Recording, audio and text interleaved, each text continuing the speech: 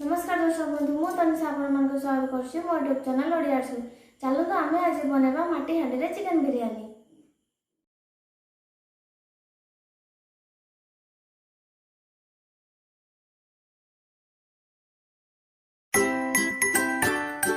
मोर 500 ग्राम रो chicken, 200 ग्राम दही, अदा छेचा, रसुण छेचा, कटा पियाज, कटा कंचा लंका, स्वाद अनुसार लुण, धनिया गुंड, जीरा गुंड,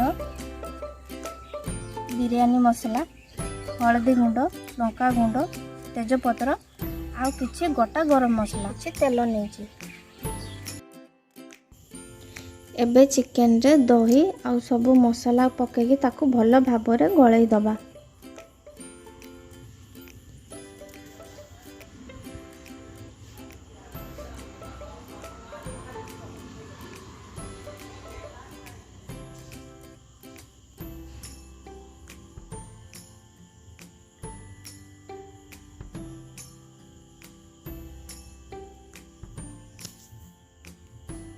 जदि आपण मैंने आम चैनल को नुआ आसुँच तेज आम चैनल को सब्सक्राइब कर दिखाते एमती नुआ नुआ वीडियो देखापी।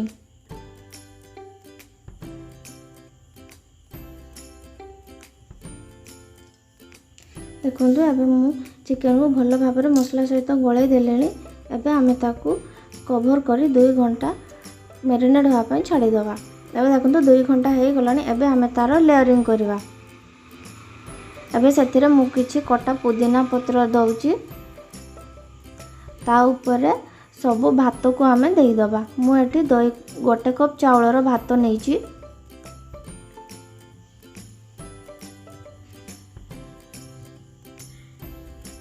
एबे देखंतो मु एठी सब भात को देई देलेन। एबे आमे से ता ऊपर आउ किछि कटा पुदीना पत्र को देई दबा।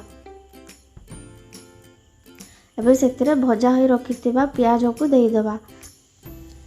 एबे ता ऊपर किछि बिरयानी मसला को देई दबा। बिरयानी मसला दे साला पर एबे ता 2 चम्मच ता ऊपर घियो देई दबा। घियो दे साला पर एबे हमें से थाली को ताकू कवर कर दबा। आउ अटा गुला दे ता चारि कड़ जाको सील करि दबा जेमिति बांफ बाहरिबो नाही। देखो एबे मोटे सील कर दे सालेनी। एबे ताकू चुली ऊपर बसाई देबे। हाई फ्लेम रे 5 मिनट बसेबे। 5 मिनट बसे साला पर एबे मु सेठी गोटे कढ़ाई नेचे। आ कढ़ाई ऊपर से बिरयानी हांडी को हम बसाई देबे। आ आधा घंटा पई छाड़ी देबे। देखंतु आधा घंटा हे गलानी। एबे हमें ताको कवर को खोलिबा। देखंतु बिरयानी टी केते सुंदर देखा होची। आ बास्ना भी बहुत ही बढ़िया आसुची। एबे हमें बिरयानी को गोटे प्लेट को खोली दबा।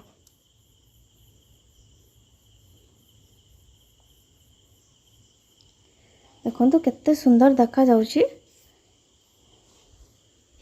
जदि आपण माने हम चैनल को सब्सक्राइब करि नांती तबे सब्सक्राइब कर दियंतु। आ कमेंट से कहंतु वीडियो टी केमिति होईची।